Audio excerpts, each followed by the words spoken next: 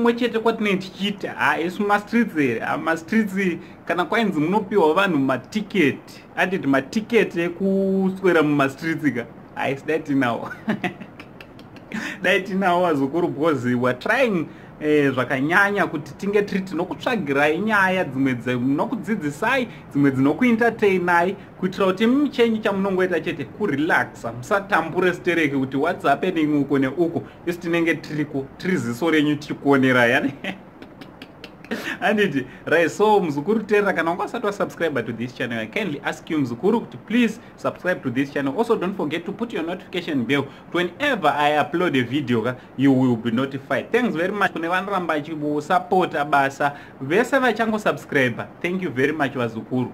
Thanks very much kune asata subscriber akuda kuto subscribe izvezvi. Thank you very much. Right ngwa vazukuru alright, a big shout out kune mzukuru wangu anonzi Moses Lungu anditi Moses Lungu anditi, and also kune mzukuru wangu anonzi iye Manyoni Chapidza. Manyoni tiri kukuona mzukuru wangu ndotoziva kuti uri kutoona video inoiya. Thank you very much nesupport yamunoramba muchipa anditi right. Mukutenderera kwatachiita mumastreets kandabva ndasanganawo nezvimwe zvandasangana nazvo, ndasanganawo nepanga pachiita noise. Apanga pane noise vazukuru. Now noise yanga iripo ndeyepicture iyi yandaisa panapa right, yeflag yeZimbabwe yakadzikiswa negamba redu anditi right. Sekuziva kwenyu kuti mazuva akapera tichangobva kuchengeta gamba redu anditi P Dzamara anditi Patson Dzamara, may his soul rest in eternal peace anditi zisalute kune gamba redu right. Inzwai pakuvigwa kwakaitwa gamba redu kuri kunzi zvoni kusi kunzi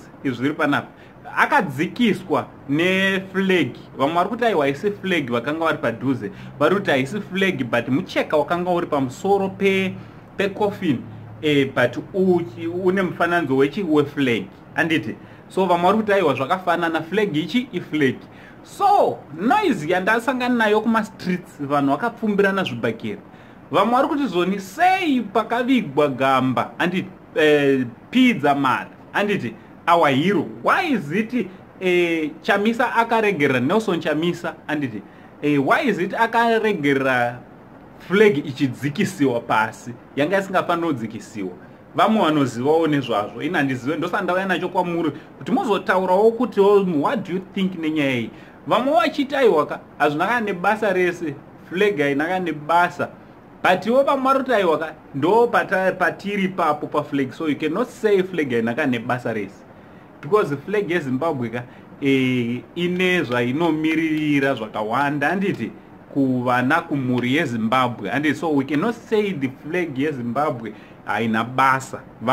Vamwewo vachiti zvonaiwa kweiyo Zimbabwe yachona yakatovigwa nechekare. Vamwewo handisiri ndiri kuzvitaura kumastreets esocial media hanziwo yakatovigwawo nechekare. So what's so special about kungoti mucheka udzikiswe pamwe nechete negamba?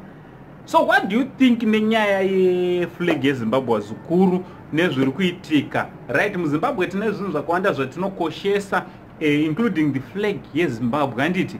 I still remember patata tiri kuchikoro anditi, tiri kuchikoro taiti kana pakatanga imbwa national anthem flag ichisimudziwa zvezvi nyange wanonoka sei waitombomira anditi kurespecta our national anthem nekurespecta flag yeZimbabwe anditi. Tine zvakawanda zvatinoremekedza muZimbabwe. Ngataurira nekumacomments muchindiudzawo kuti ndezvipi zvatinoremekedzawo muZimbabwe sema-Africans, sema-Zimbabweans anditi. And also neissue yandakuudza yekuti gamba rakazodzikiswa neflag yeZimbabwe kana nemucheka wakanga wakagadzirwa nedesign yeflag yeZimbabwe.